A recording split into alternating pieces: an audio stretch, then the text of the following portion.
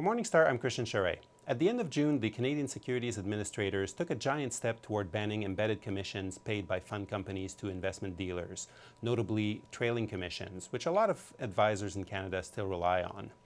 To talk about the regulators' proposal, I'm joined today by David O'Leary. He is a co-founder and managing partner at Toronto-based advisory firm Eden Valley Partners. David, thank you very much for being with us today. Yeah, thanks for having me. Now, the idea of banning trailer fees has been floating around for a while, and it's generated a lot of controversy.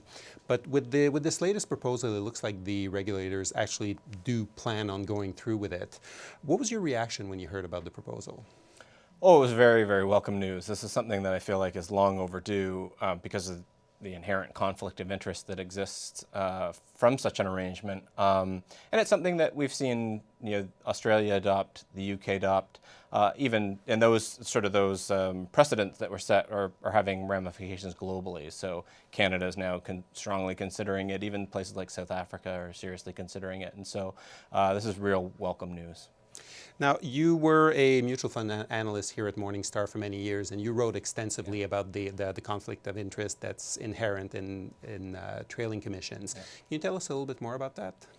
Yeah, well, so what happens under a commission-based arrangement is the client pays an MER for a mutual fund that the advisor recommends to them. Let's say it's company XYZ mutual fund.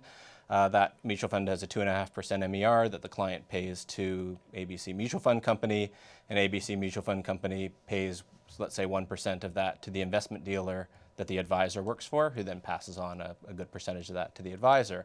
So the problem is twofold, right? One is the advisor's being paid by the company they're ostensibly, objectively recommending.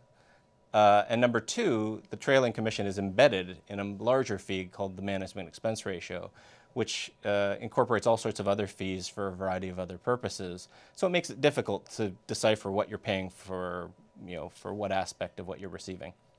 Now, let's talk a little bit more about that. Another argument that you cite in your objection to the to trailing commissions is the fact that it makes things a little bit more opaque for investors who want to know how much they're paying.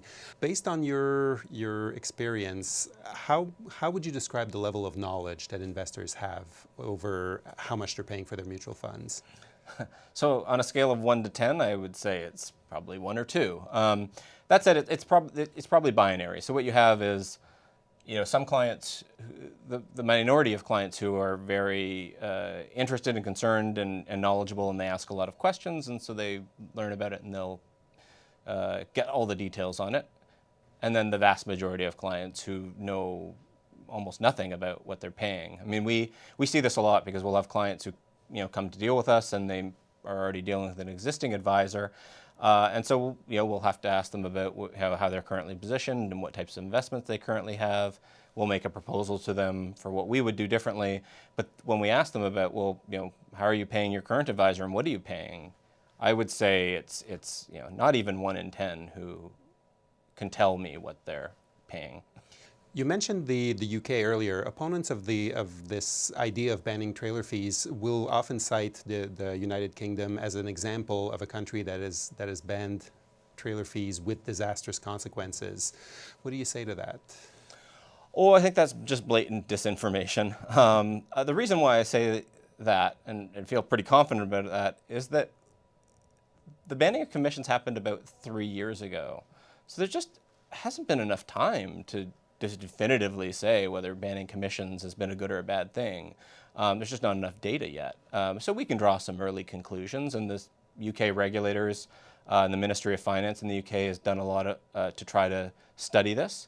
But again, we're lacking a lot of long-term data. And number two, the banning of commissions was part of a broad sweeping set of changes known as the Retail Distribution Review.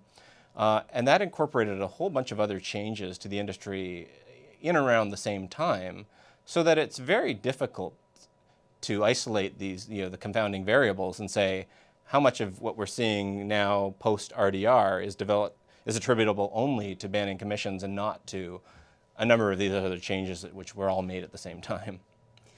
David, thank you very much for sharing your thoughts with us today on this topic. And for Morningstar, I'm Christian Charest. Thanks for watching.